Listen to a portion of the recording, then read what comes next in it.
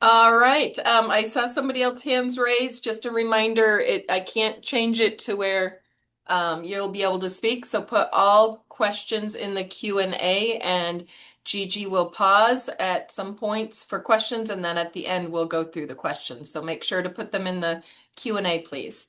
Very happy to have Gigi join us. I had the privilege of hearing her a few months ago after I had a loss, and it was incredibly helpful. And then I bought the mentioned book, and that was also very helpful. So we're really blessed to have her on and hopeful that you all will find some supports as well. She, Gigi Veasey, is having worked with thousands of patients and clients across the United States. Gigi is a psychotherapist, grief expert, author, and consultant in private practice in Phoenix, Arizona.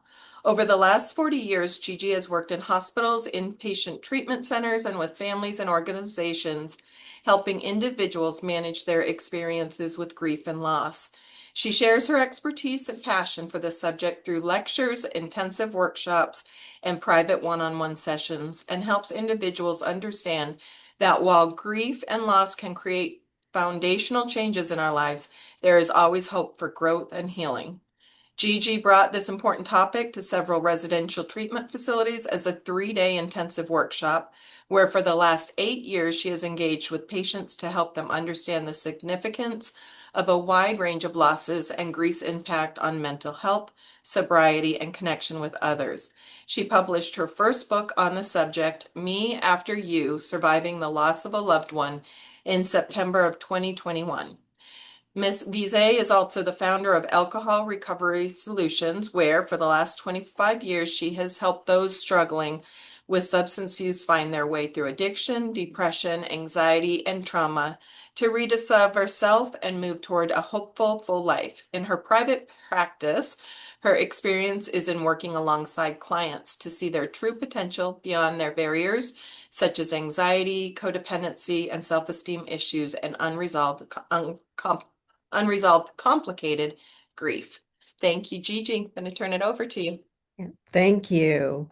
Thank you so much, Aurora, for sponsoring this event and acknowledging the significance and how important it is for us all to talk about grief and loss. So I'm excited to be here. Um, so I will say a couple things. First, I have more information than I can cover in 3 hours, and so I'm gonna go for it and see how much I can impart about this subject to you today. Um, I know this is virtual, which is kind of tough for me because I'm alone in a room and so are you somewhere. So I encourage you to use the icons to put a hands up or a thumbs up or a heart or anything when you're relating to things. That just helps me know that you're out there and I'm connecting. So I appreciate that. So here we go. I wanted to do just a really brief meditation, just to get us centered. We're all really busy people. We've carved out this little bit of time to be here. So if you can just get grounded through your sitting bones or your feet and just allow your eyes to close for just a moment and take a nice deep breath. Just get settled and feeling grounded and present and open. And just think of one person in your life that you're really grateful for. And just feel the warm energy of that connection.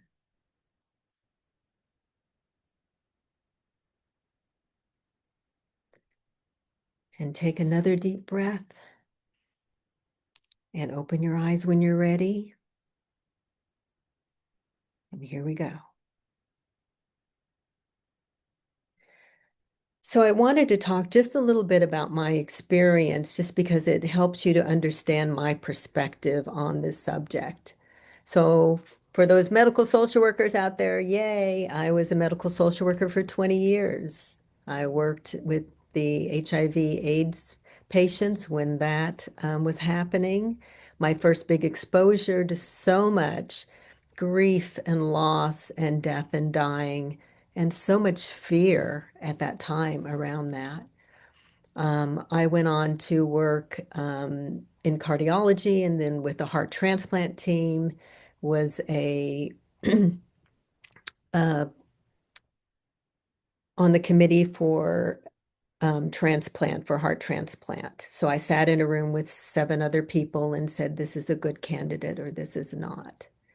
At Barrows Neurological Institute, I worked in the neurointensive care unit where I was on the other side of donation with new traumatic brain injury patients and um, uh, their families. And then over the last 25 plus years, I've been really digging into grief. I've been yelling it from the rafters on a hill for 40 years now. And I'm so glad there are so many people up there with me now.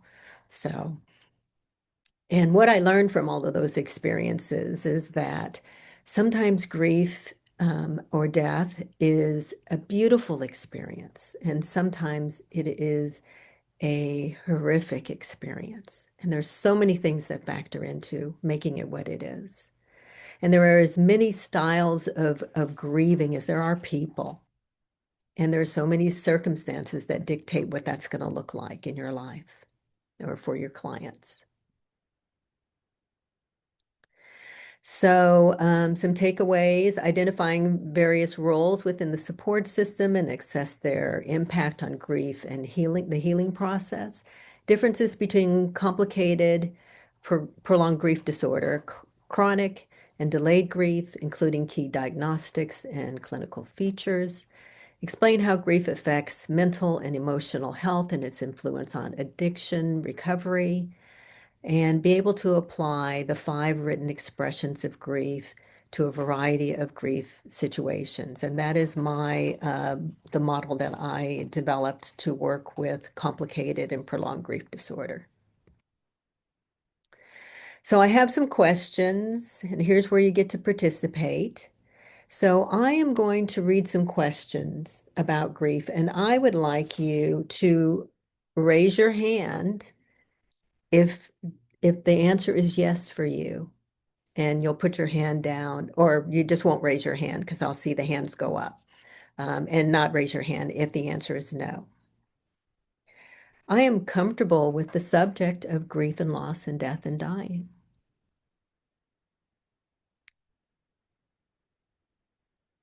I'll raise my hand. I don't see any participant hands. Um, I've heard of someone who's lost their life in the last year, in the last 6 months. It's showing it on the bottom. So far, we're at over 100 people. Oh, okay. 118. It shows it above the participants. Oh, okay. I guess I don't see that. I've had a personal loss in the last year.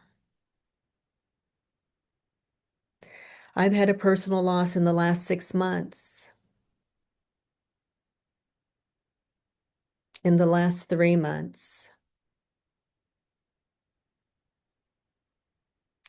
I have lost someone tragically.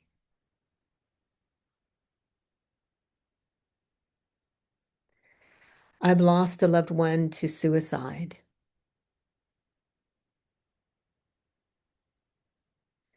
I have had more than one loss in the last year.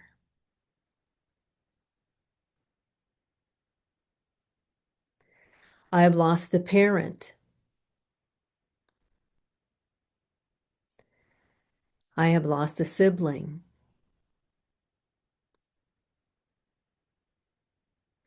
I have lost a spouse or a partner, loss of life. I have lost a child.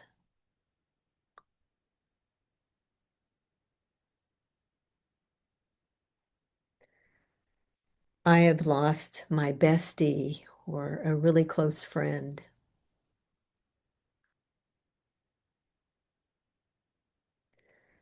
I have lost both of my parents.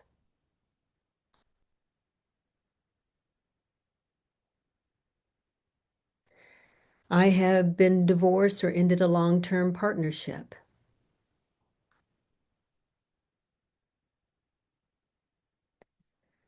I have lost a friend or family member to overdose.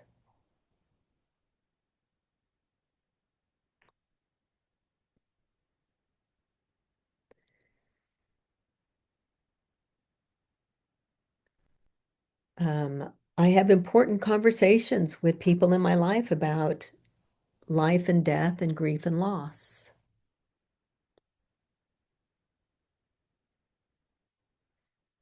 I have felt abandoned by a parent.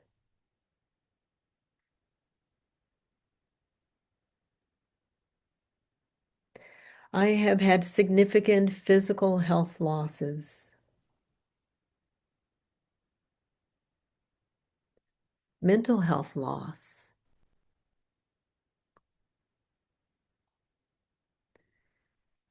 I've lost my sense of home,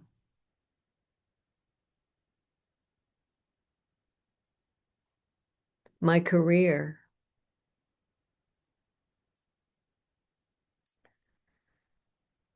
my community.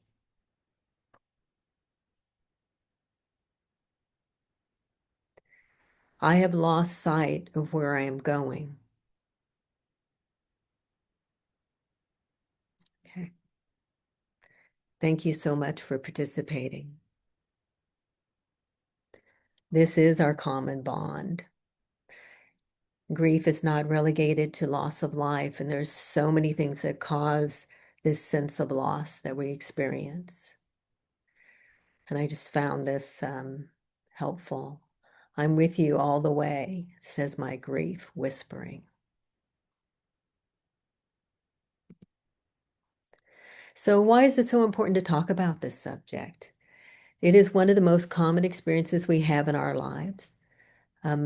Most of us will not reach the age of 18 without having some kind of significant loss. In the US, about 8 million people will suffer through the loss of an immediate family member every year. About 1 million people become widow or widowers each year. 1.5 million children lose a parent, one or both parents, by age 15. 6 million children will lose a parent or a sibling by the time they're 18 years old. And more than 9 million individuals lost a loved one to COVID, including 78,000 children who have lost a parent. This is where grief started really getting attention. I noticed the shift in this common experience that we had worldwide. The divorce rate is about 42% now, which is down from about 67 at its highest about 15 years ago. And reason being is that millennials are not getting married, therefore they're not getting divorced. But there are 86 divorces per hour versus 230 marriages per hour. Over 80,000 losses of life related to substance abuse disorder and overdose. That was in 2024, and I know that number has come down into around 70. In 2022, there were on average 131.2 suicides per day in this country. We lose 17.6 veterans, and those are only the ones to suicide every day in this country. We need to do better. And there are about 120 fatal car accidents every day. All of this has such significant impact on our mental, emotional health, our use of substances, our trauma history, because we carry all of this with us. And to my surprise initially, is that About half the people I end up doing grief work with in my practice don't mention grief at all as an issue for them when they come in. They come in for all kinds of other things. They come in for isolation, depression, anxieties that they've never had before, um, increased substance use, um, all kinds of other issues. But underneath, often there is grief. So I found this interesting: denial, exit now, anger, bargaining, depression, and acceptance, next four exits. And that's kind of how we think about grief. It's like, okay, I'm on the road and I'm going to go here and I'm going to feel this and I'm going to feel that and I'm going to feel the other thing. Except for grief is really messy. It doesn't work that way. So just briefly, I want to talk about it, the beginnings of our understanding of grief and loss and death and dying. And Freud was actually the first one to really address this. And he looked at it as something that should be moved through quickly, and so that we can return to a normal functioning state. Um, Interestingly enough, as he got older, he had lost a daughter, and someone interviewed him, and he admitted that he still thought of her every day. We're Most of us are familiar with Elizabeth Kubler-Ross. I call her our grandmama of our whole understanding of grief and loss and death and dying. She was a dynamo. She gave us those 5 stages of grief, which was a great foundation for us to understand what the grieving experience is like. And she also kept patients humanized, and that was something I recognized working in the hospital, that um, we sometimes we got away from identifying patients as Carol and Joseph to the patient with this diagnosis, the patient in that room, in that bed. So she really did a lot to humanize that. And she worked with physicians in medical school and would make them sit across from patients who were dying and talk to them directly about what that experience was like for them to be in that place. And then Bonanno came along and talked about resilience um, that and says that delayed grief is rare. I don't know if I agree with that, but he opened up some new conversations and concepts and ideas about grief. And then Warden came along with a task-based model and saw grief as an active process that includes accepting reality, processing pain, adjusting to life without your loved one, and maintaining connections. And I found that very helpful, because one of the things that I recognize is that people, when they're grieving, they're feeling this helplessness, this lost sense, and they want something to be able to do. A lot of you are probably familiar with David Kessler, who worked with Elizabeth Kubler-Ross, and he added in 2019, he wrote his book talking about finding meaning and the importance of finding meaning in loss as a way of healing. Then I came along in 2005, and because of that idea of the isolation that we all feel, the disconnection, the discomfort of other people with our grief and our feelings. Um, I noticed my clients doing talk therapy just wasn't enough. And so they want action, they want to be able to do something. So I created that something, which is called the 5 written expressions of grief. And it's something that I introduce in my book, and we will have time to at least talk about the framework of that model today. So there's been many schools of thought about grief. Um, you know, is it pathological? Does it lead to depression, PTSD, anxiety? Is finding meaning essential when we're dealing with loss? And I would say yes to all of those things. Um, and I call my calling to grief and how I introduce it to my clients as the magic question. And the magic question is, have you had any significant losses in your life, regardless of what you're here to see me for? And when I ask this question, sometimes people reflect on things they haven't been thinking about consciously, or, yeah, and when I think about it, I relapsed right after my mom died, or um, I started having these panic attacks after a loss, or I felt isolated after a loss.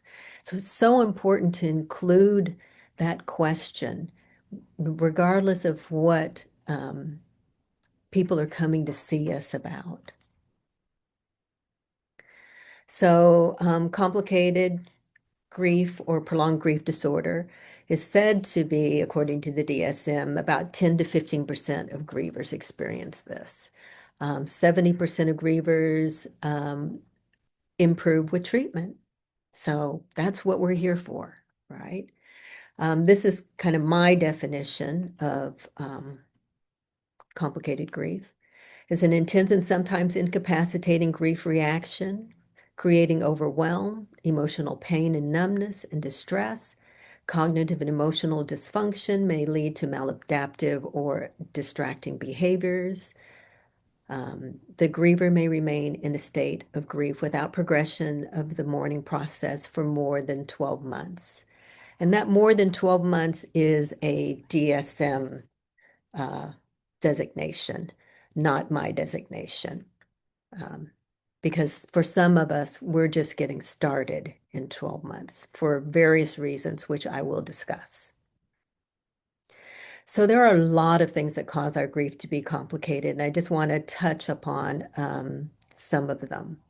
Things that happen suddenly or unanticipated because we don't have an opportunity to brace ourselves, prepare ourselves, get our support in place, wrap our minds and our emotions around it. And so it's more difficult for us to get through. Death or loss following a long illness. Now, this is the opposite of just what I just said. But the thing about a long illness, and that could be a long illness of a relationship, a partnership, or a marriage as well, is that we often grieve twice. We grieve with the cancer diagnosis. We grieve when our partner moves out of the house. But then when the person loses life, or when those papers are finally signed, we grieve all over again. It's that finality. It is that this is really happening. Loss of a child is an overwhelming loss for any parent.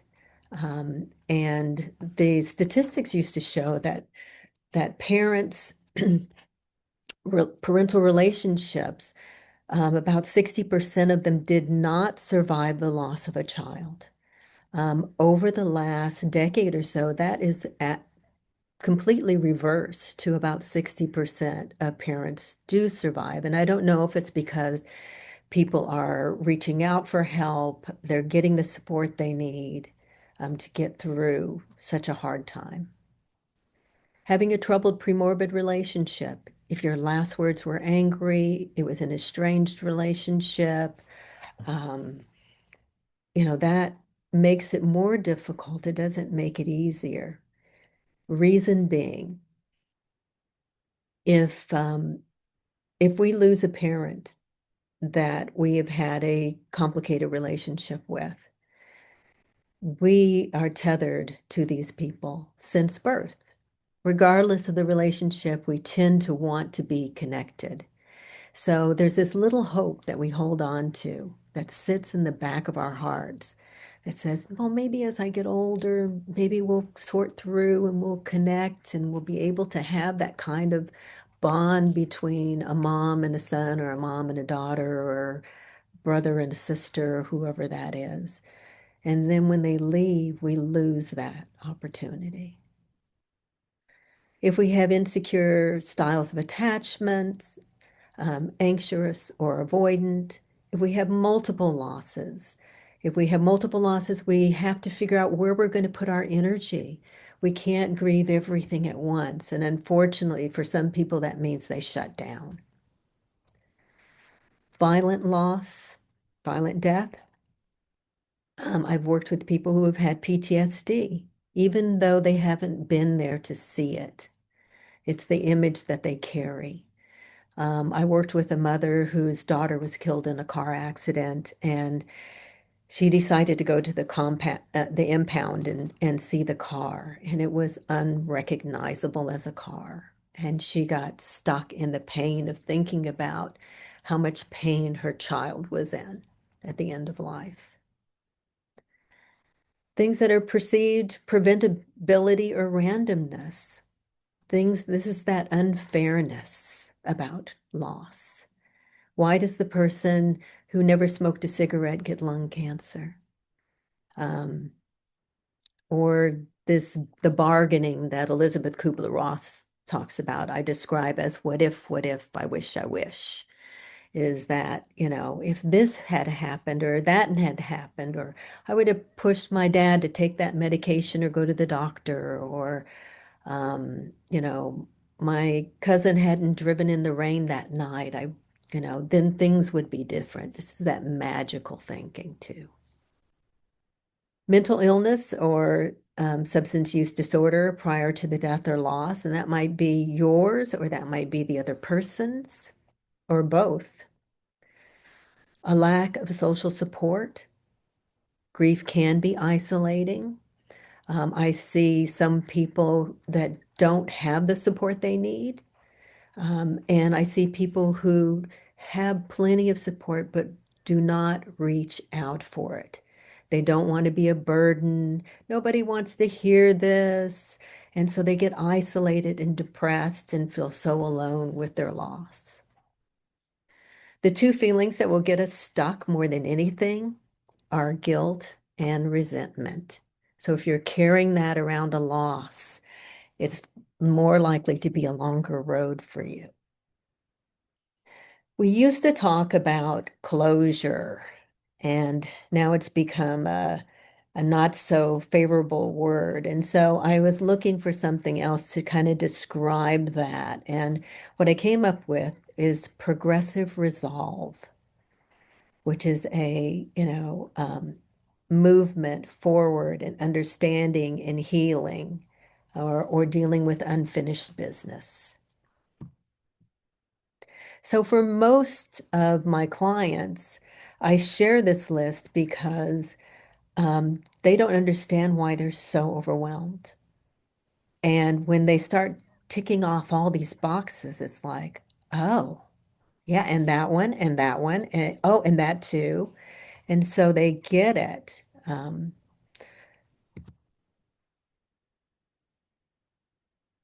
So chronic grief is an ongoing prolonged experience with no significant reduction in emotional distress, experience pain and sadness that is triggered by events, inability to move through the grief process due to ongoing circumstances such as chronic life issues or health conditions. So if we're dealing with things, um, and life continues to move on, unfortunately. Everything else in your life still has to be dealt with. You still have kids that need to get to school and homework that needs to be done.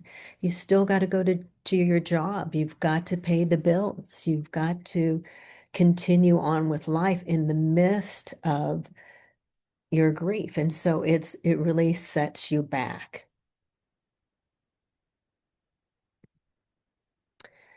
Delayed grief is just an inability to experience the loss at the time of the loss. Sometimes that's due to the timing. Maybe there are several other major things going on in life. Sometimes people are waiting for proof. Um, our family roles and responsibilities can interfere with us being present with our grief, and I'm going to talk a little bit more about that. The age in which we are when we have a loss. Young children up to the age of 4 don't understand permanence. And so they think that the person can come back. So they think it's a temporary state. So we're going to experience it really different when we're young than when we get as we get older. I a friend of mine gave me a call one day and said, "I need your help." And I said, "Okay, what's going on?" And he said, "You're the grief person." I said, "Okay." And he said a friend of his wife was driving to work and was killed in a car accident. And he said, "So my question is, does he tell his son?" My answer to telling is always yes, because it breaks trust in any relationship. It's just a matter of how you tell. So I asked his age. He was 5. I said, "He's probably going to be okay right now. Just tell him in a way he can understand. Mommy was driving to work. She got in an accident. She got hurt really badly and she died and she went to heaven because that's what they believed." So he said, "Okay, well, we'll do it." And I said, "Well, let me know what happens." So he calls me back later that evening. He said, "Well, we told him." I said, "How did it go?" He said he had 2 questions. The first question was, "So can I go to heaven and visit mommy?" And his dad said, "Yes, but not for a really long time until you're ready to go to heaven." His second question was, "Well, can I go over to Tim's and play?" And for that age, that's all that he could do with that. And what happened as this child got older, he had more questions for his dad about his mom. And for all of us, we ask more questions when we're ready to hear the answers. So often we're waiting for the right grieving environment. If we're using substances or we relapse, we're not able to be present, we're numbed out, we've disappeared from ourselves. If we're emotionally unstable, we're already struggling with anxiety, depression, other issues, then it's going to be too overwhelming for us to take on grief as well. If we've had previous losses, maybe our focus is on that loss, or we move our focus forward, and the fear of loss of control. This is that if I begin to feel about this, I don't know if I'll ever recover. And a young woman in a workshop, we were talking about that, and she said, "If I begin to cry, I will cry an ocean." And I said, "Let's find a way for you to cry a puddle." So being able to just make time for grief. I have clients, I tell them, set a timer, 10 minutes, and just be with it. And if that's another person being with you and holding your hand or giving you a tissue or whatever it is you need to do, make time for grief because it's not going to go away on its own. So I found this cartoon. After Harry was gone, I started decorating the house as a distraction. It was around the time that I was wallpapering the driveway that I thought I should seek grief counseling. And you see this so often is people, you know, waiting and waiting to get help, suffering alone without getting help. I had a new client a couple weeks ago, and with a recent loss of a parent that she was very close to, and she we're talking and sharing, and she's emoting, and she said, "I don't know, is it too early for me to be doing grief therapy?" And it's just different. It's different grief therapy when it's been 2 months than it is when it's been a year or 2 years. So it's a progression. So really quickly, absent grief, denial of the facts, conclusions, implications, or feelings. I've met people who said, "No, I will not speak of it. They are gone on holiday, and one day they're going to come back. That's it. Don't mention this to me anymore." Disenfranchised and ambiguous grief are getting a lot more acknowledgement which is so important, that because we need to respect those type of losses that are not usually acknowledged publicly, or people feel that they're minimized, or excluded, or ambiguous when they're still walking the earth. And then there's anticipatory grief. I often see a lot of that after someone's had a loss. It's like, okay, well, my mom's gone now. What about my dad? How long will he last? What about myself? How am I doing? How am I living? So there are some gifts in our losses.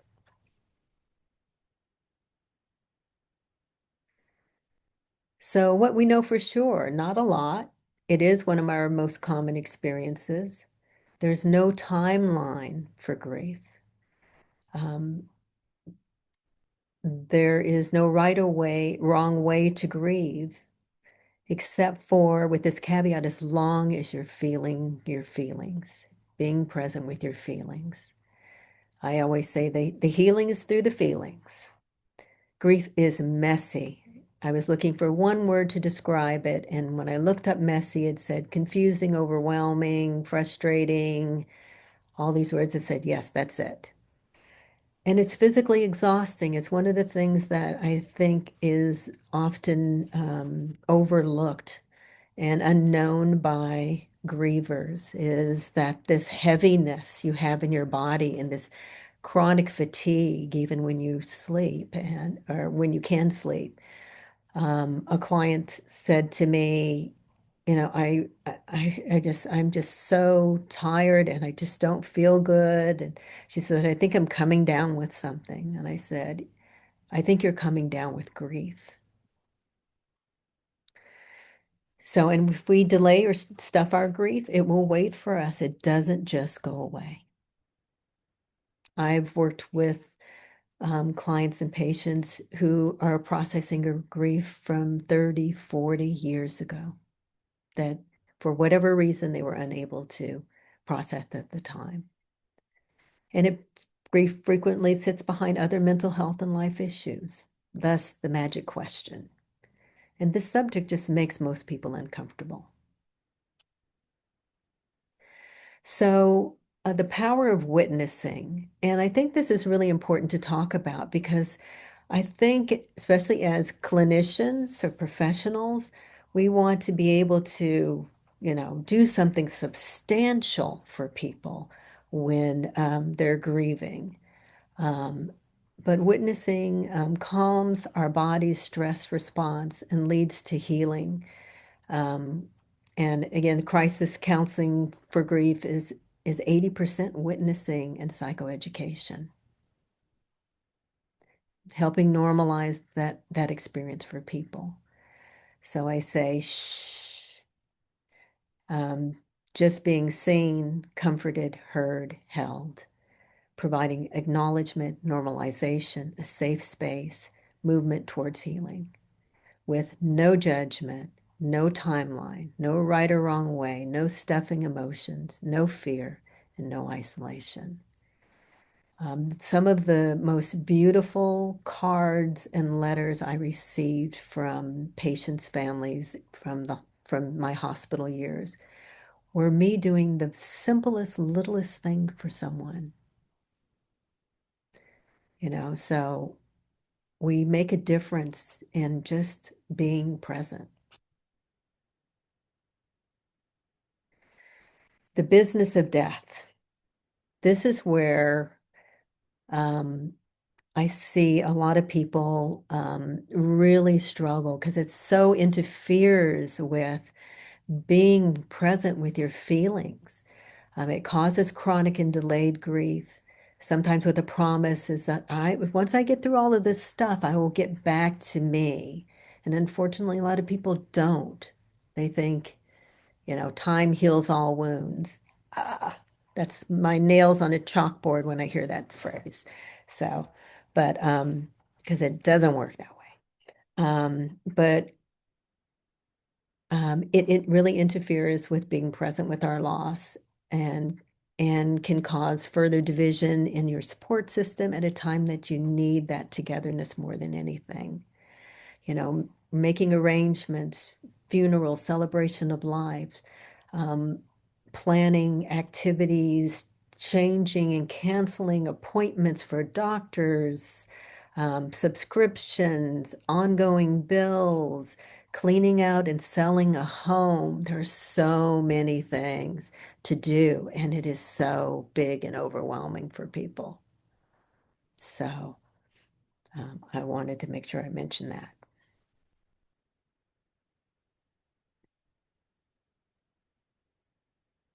Let's see, how much time do we have left? We're at 12:43. We have about 40 minutes left, Gigi. Oh, awesome. Okay, it's my soapbox. Yay! My soapbox, why I do presentations. Well, one of the reasons I do presentations. Advanced directives, get them. So important. Living wills. They simply state your wishes. It keeps your family off the hook from having to make big decisions on your behalf and live with that. Live with, I'm the one that said, yes, take them off the ventilator. Um, so easy to do. We should all be thinking about that and taking care of deciding how we want to live and how we want to die. And power of attorneys, medical power of attorney, durable financial, and there's a mental health power of attorney. So important to have these things. If we don't, it is chaos for a family who is already overwhelmed and stressed and grieving. So you can find paperwork online, you can um, have an attorney, whatever you want to do, but it's simple. Take care of it. That's my soapbox. There you have it. So, grieving styles. So, these are the primary roles that I noticed within the family support system after working in hospitals for 20 years. So, I would like you to just notice who you are. And I can imagine there's a lot of people participating right now who are the responsible family member, taking care of the business, taking care and organizing, finding paperwork, meeting with the physician. Um, yeah, just all the business. They deal with the business of death. The entertainer. This is the person who would rather share happy stories and funny memories about the person than be in the heavy sadness of the loss. The emotionally overwhelmed is very outwardly emotional, the least likely to have chronic or delayed grief. The caretaker, very concerned about everybody, how they're doing, what everybody needs, and the caretaker is not taking care of themselves. And the numbed out. This person may seem to be in shock. They may seem to be disoriented. They may need to be directed about what to do. And sometimes we will take a role only because there's nobody else to do it, and we have to. We'll take a role because we feel comfortable in that role. If we are the responsible family member, sometimes, or the emotionally overwhelmed, we may move to being numbed out because we can't tolerate being in that space any longer. So we move about. So, but the problem is that we have little respect for other people's grieving styles. There's a little judgment box in our head that says they're not doing it right, right? It's like they haven't shed a tear. Like, oh my gosh, they don't have to be that emotional. It is so hard to be aware and turn that off. But there's nothing wrong with any of these styles. It just is. I when I was working in the neurointensive care unit, a 92-year-old woman came in, and right behind her, her 92-year-old husband. He came in every morning as soon as visiting hours started, and he would sit by the bed and hold her hand and talk to her. And we'd scoot him out in the afternoon, tell him to go home and get some rest. And this repeated every day for about a week. And it became evident that she would not survive.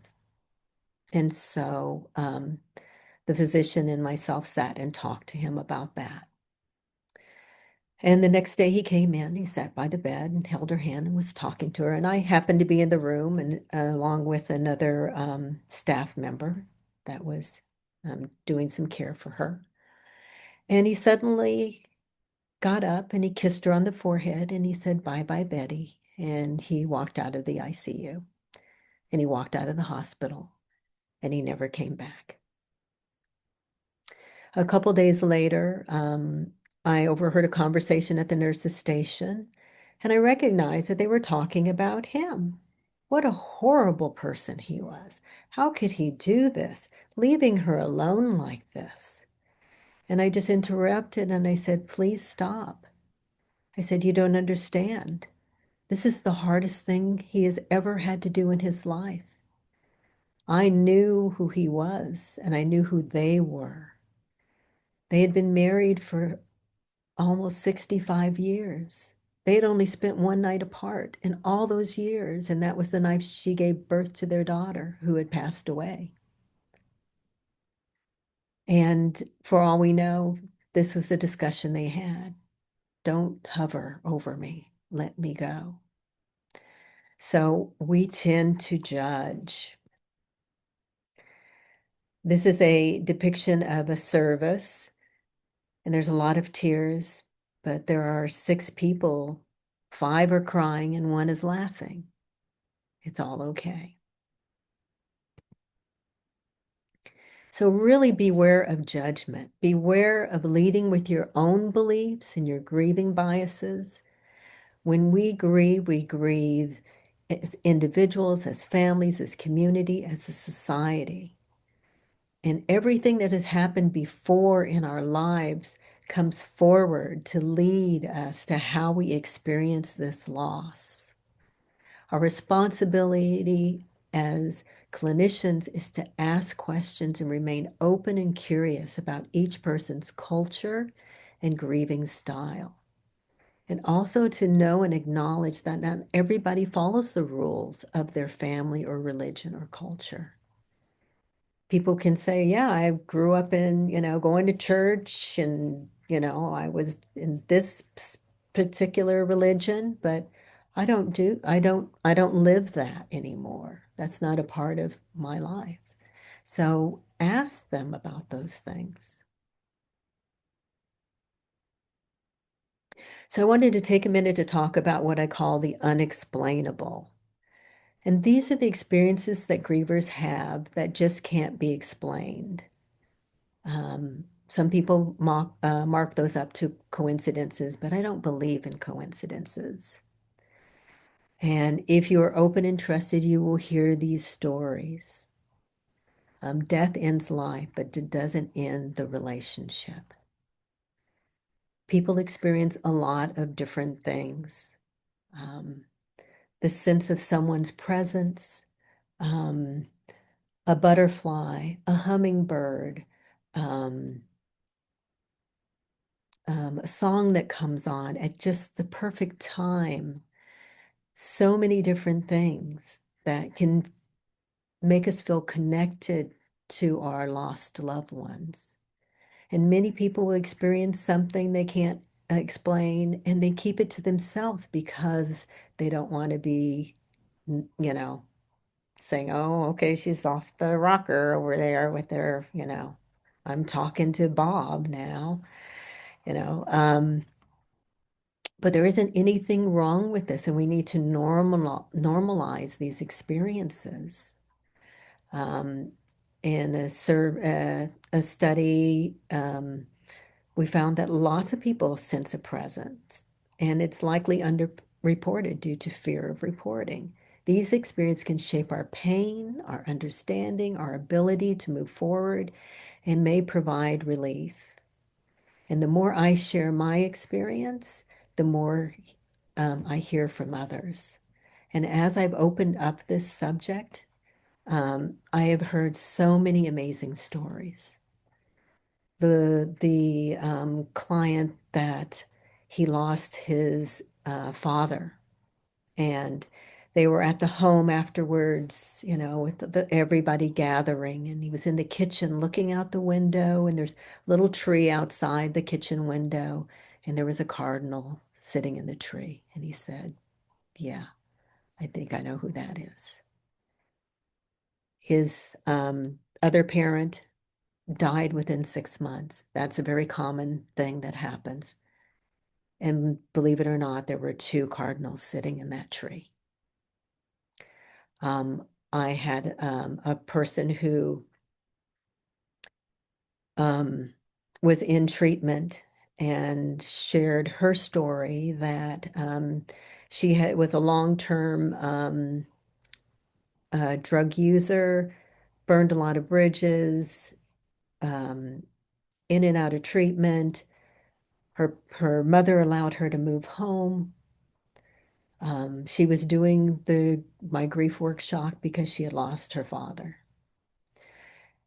And she was living at home, and her father had given her a ring, which she always wore around her neck or on her finger. And between, you know, hanging out in various places and couch surfing over the years, she had lost that ring. She never found it.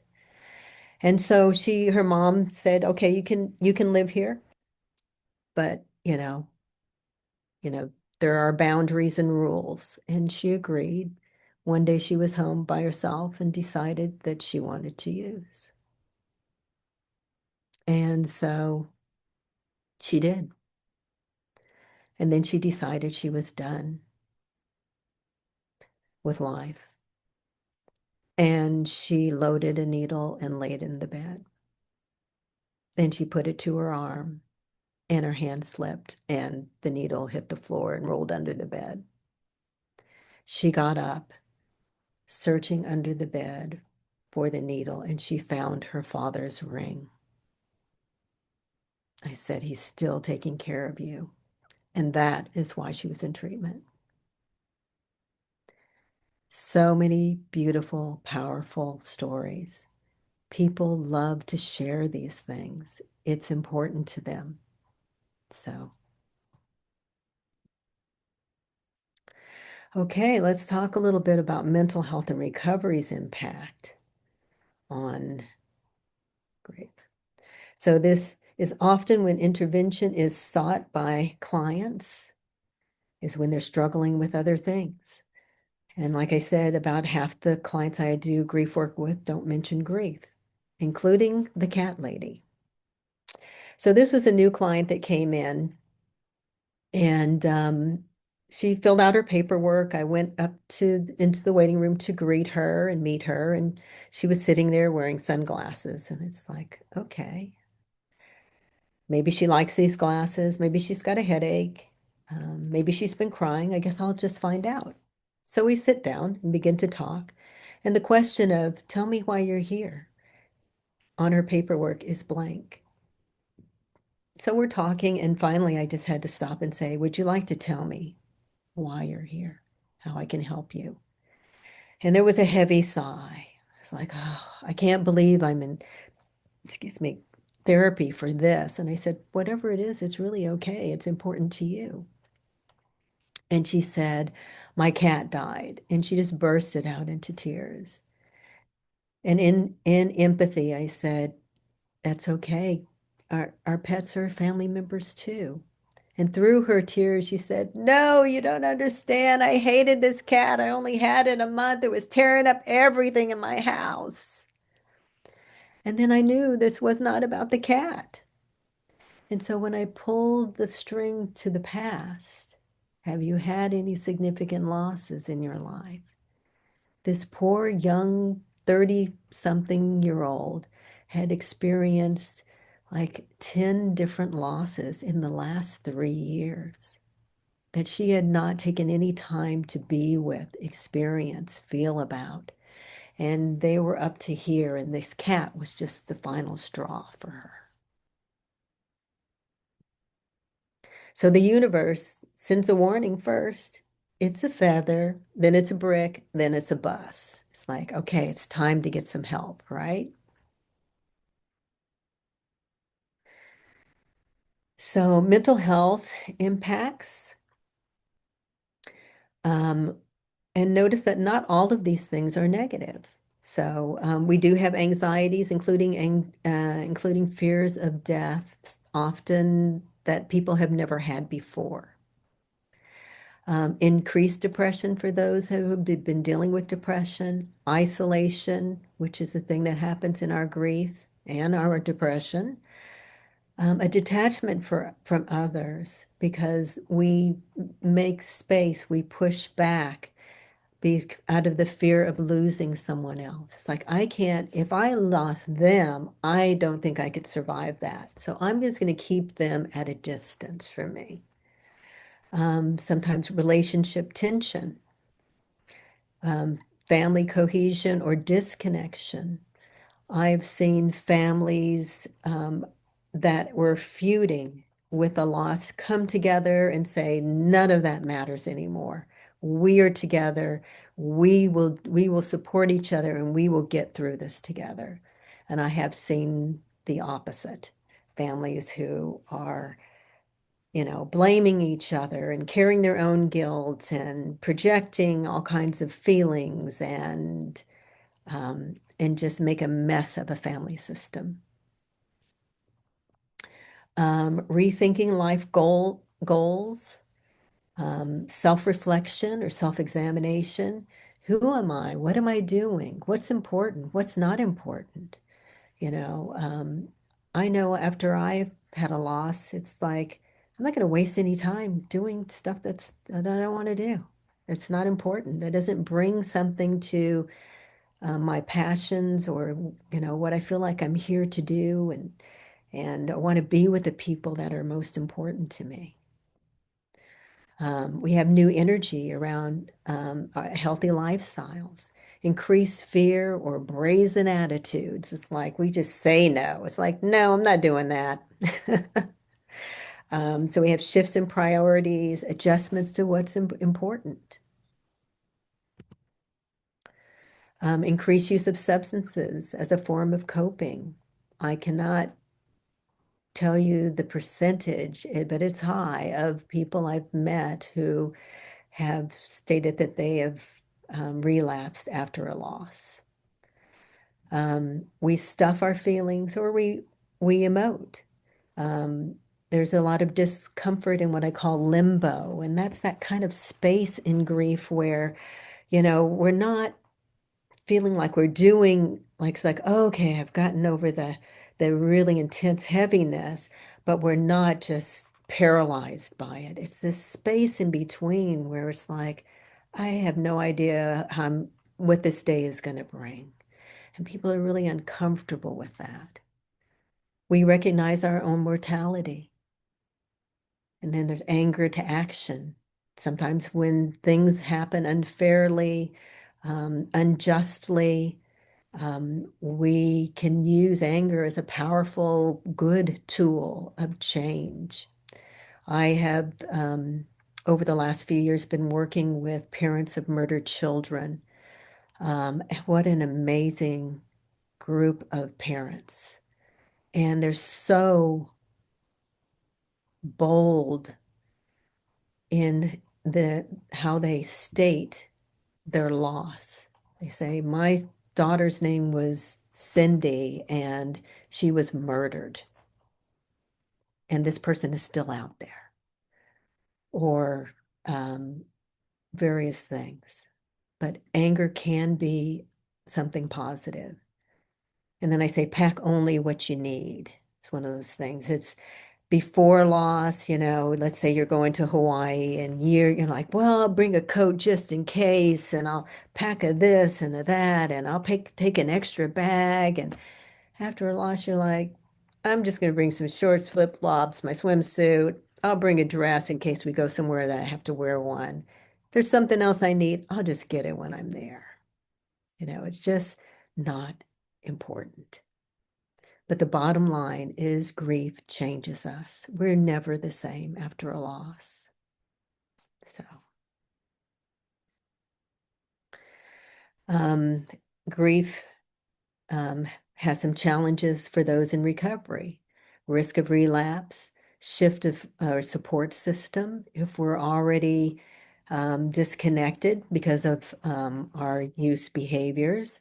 It makes it hard. We use substances to numb or to feel. Some people say the only time I can really feel about this is when I'm under the influence of something.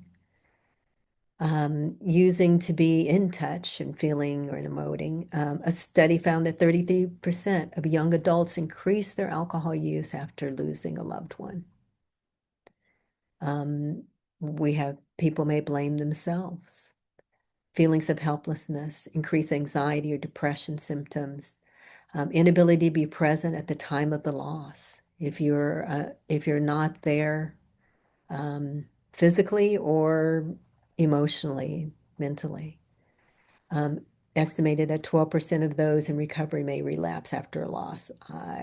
Maybe I'm skewed because I see so many people with under those circumstances, but I think it's higher. Men with history of loss within 2 years are twice as likely to develop substance use disorder than those not grieving. Found that interesting.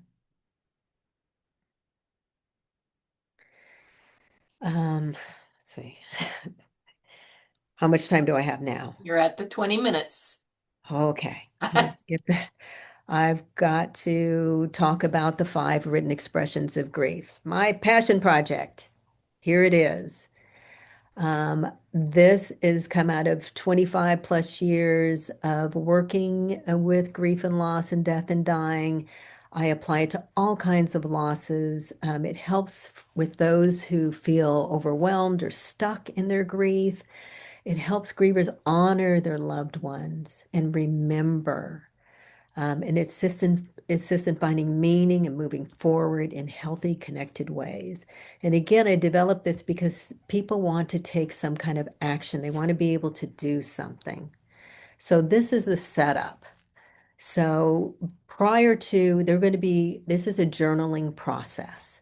So prior to that, the first thing that I have them do is find a journal. And this journal needs to be something that they look at and say, that reminds me of my best friend, or that reminds me of my cousin or my dad. And maybe it's a color, maybe it's a saying on it, maybe it's a picture of gardening and they loved gardening, whatever it is. So that is their journal. And then I asked them to find several pictures and put them in the front cover. And that is therapeutic in itself. And people have lots of experiences and feelings that come up around those memories and finding those pictures and selecting those pictures. And then the writing begins. I love journaling. What can I say? Call it the power of the pen. The more you write, the more you write. The more you write, the more you remember.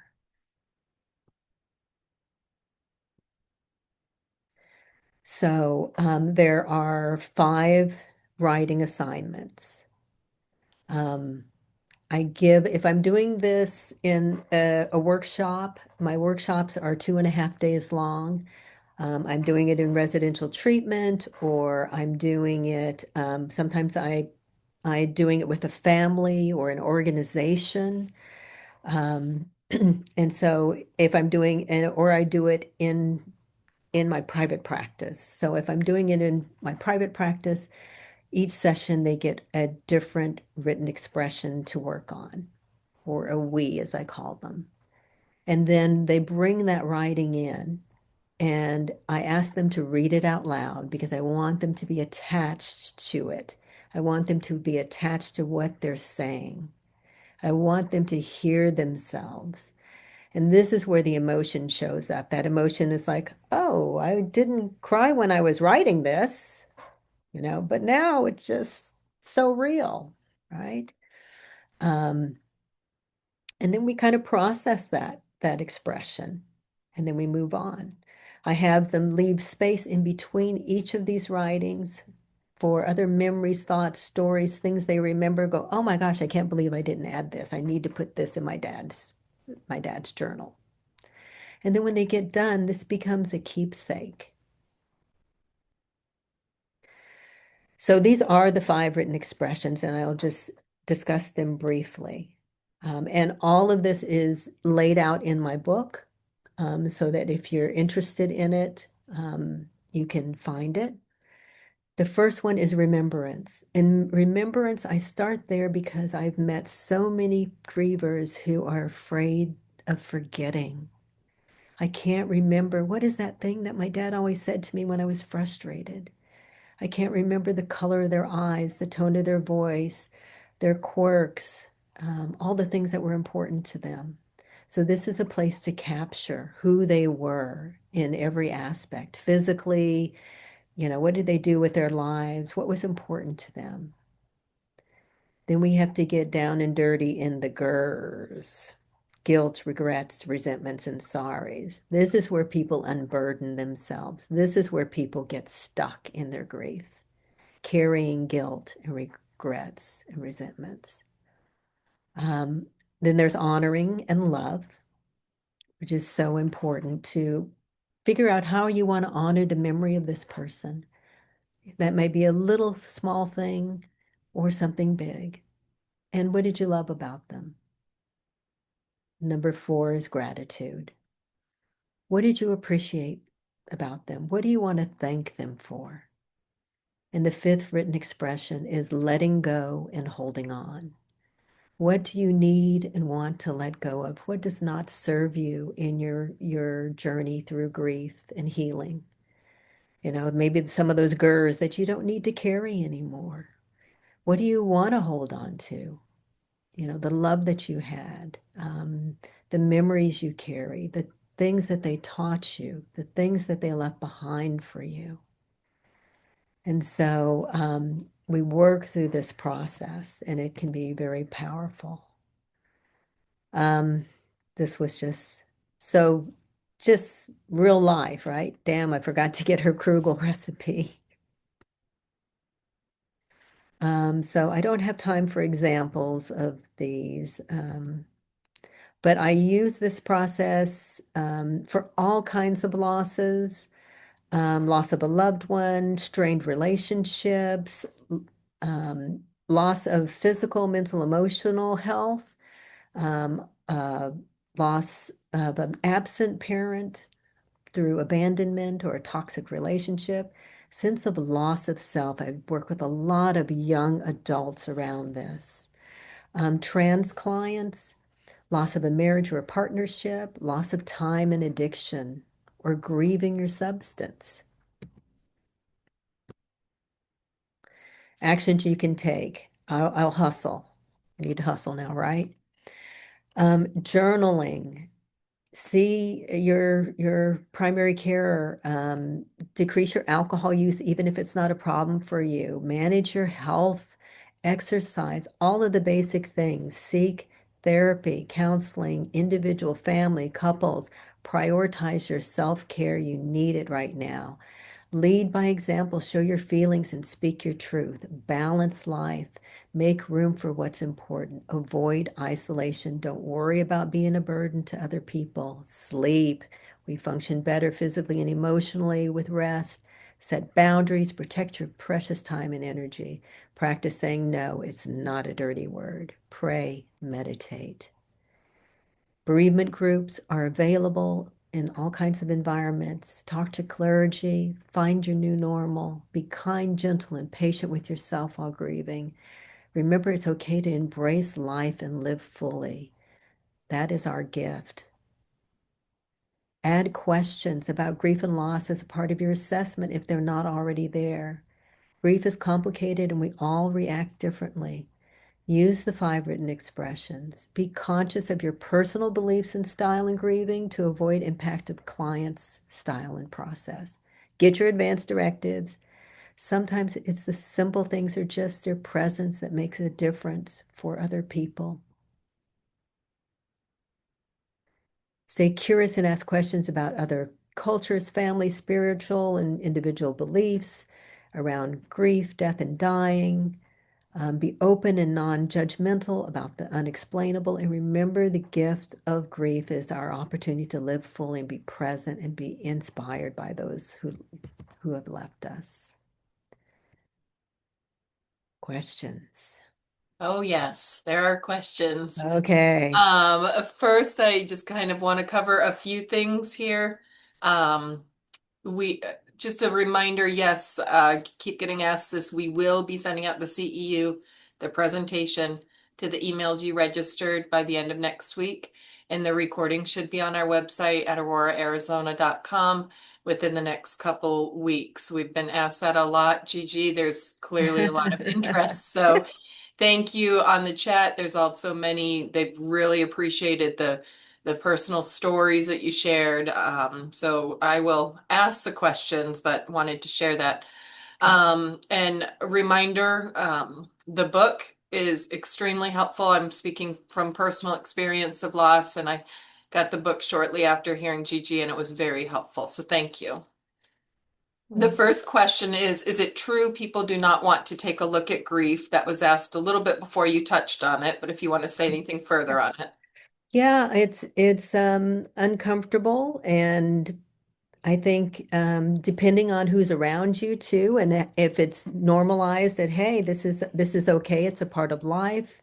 If you're embraced for it, then but otherwise, I mean, people feel they have to hide that, and that they get into that burdensome. I feel stuck, overwhelmed, burden, that space.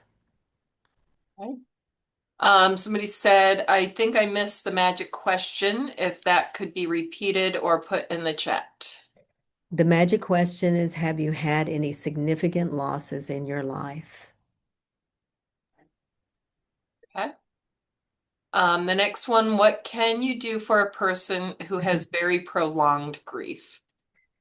So, I think that when you have prolonged grief, either it's been because of other things in life or it's delayed. And whenever they're ready to look at it, it's never too late. It's never too late to look at it and to be ready and be open to experiencing it. They need to understand maybe just some psychoeducation about grief. It's like, oh, okay. It's like I'm not a weirdo for not having done this, or it's too late for me to grieve because it's been 30 years. No, it is still there waiting for you. Thank you. What's the reason for rituals like after past? Do you have to have that? Is an after past. What? Yes, I'm a little bit confused about the question. The use of rituals, I can say something about Okay. that. I mean, rituals are really important. They ground us, whatever those are, and it might be within a support system or something that you do that is self-care, self-soothing, to take care of yourself. It normalizes it and it gives us a sense of feeling some sense of control of something that is happening that we have no control over. Thank you. A culture's view of the afterlife dictates the tone of mourning, often transforming it from sadness to celebration or peaceful transition. Do you have discussions with clients regarding topics specific to afterlife? I do, if that's something they want to talk about or they're open to. I ask them about their cultural beliefs, their personal beliefs, their religious beliefs about grief, and based on those things, um, there's open conversation about the place of those things and what's important to them and what's going to support them while they're grieving. I think you touched on this as well, but is it possible to have several roles at the same time? Oh, absolutely. So, I mean, I know I've been forced into the responsible family member. A lot of us professionals are that and caretakers at the same time, right? We're worried about this, everything that has to be done, and we're worried about that. Yeah, we can take on more than one role. Can one be experiencing grief if they've been in a mentally and emotionally abusive marriage for years? Absolutely. Absolutely. You're living it. You are in grief. You are grieving. Yes. And I think it's important for people to understand that grief, the normality and the things that cause grief in our lives is so broad. And often I'll have a conversation with someone and they'll be explaining something that's going on in my life and on their lives, and I'll say, "You're grieving," and they'll go, "Oh, yeah, I am. That's what this is." I believe that it is necessary to interact with clients with cultural humility to begin to learn about and understand their mourning and grief process. Um, where did I lost it? It's sorry, it's rolling. So many questions coming in is since each person will carry a unique perspective based on their personal identification with various aspects of cultural identity, such as race, ethnicity, gender roles, inner resources, and community support, religious beliefs, among others. Can you suggest a culturally responsive approach to finding out this information without overwhelming the person who may be grieving? I tend to go into exploring those things in a very light and curious way, about tell me what supports you. Tell me where you find strength or comfort.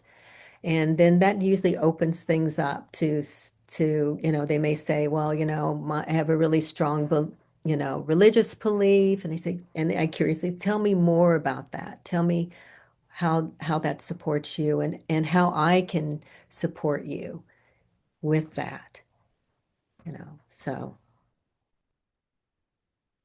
What do you recommend when a client is stuck in blame towards a third party for being responsible for the loss? That's a big one. Yeah. And I've seen that from both sides.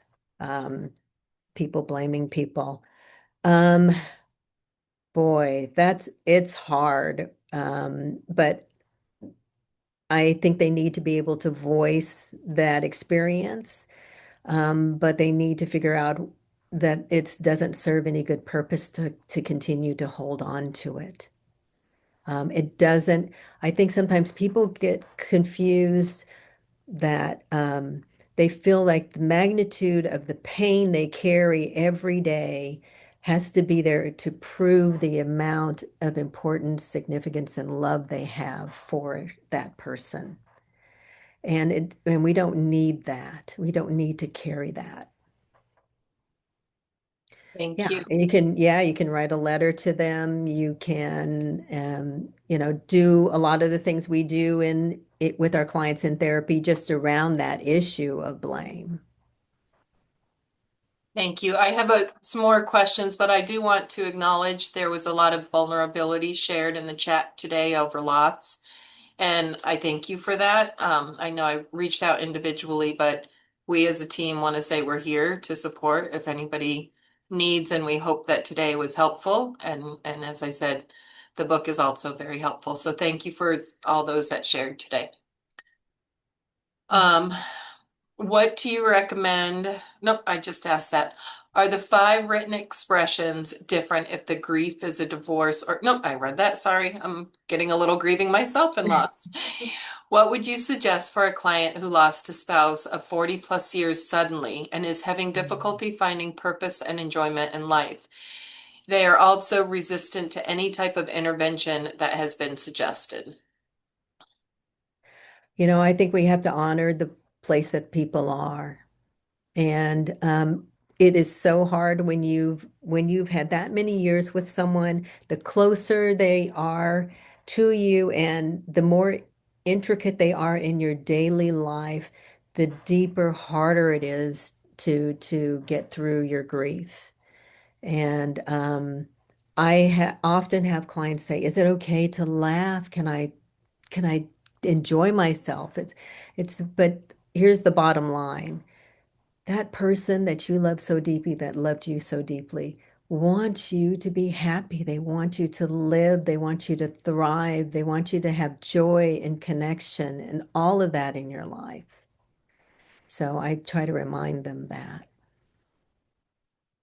This one says, not so much a question, but thanks. My close friend just lost her brother and sister within a month of each other, and some of your suggestions may help her. And I Oh, did see similar in the chat. There's a lot of great presentation and how helpful this is.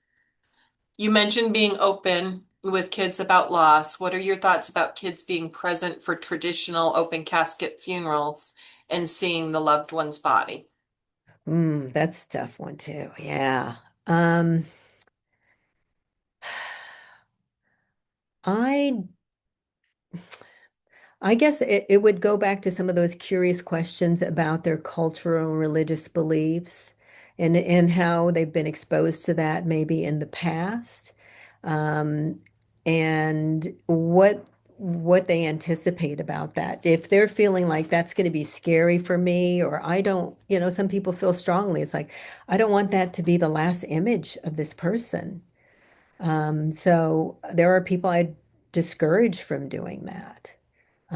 And I've unfortunately heard too many stories about people regretting, going to the morgue or seeing someone um, after because that's the image that gets stuck with them.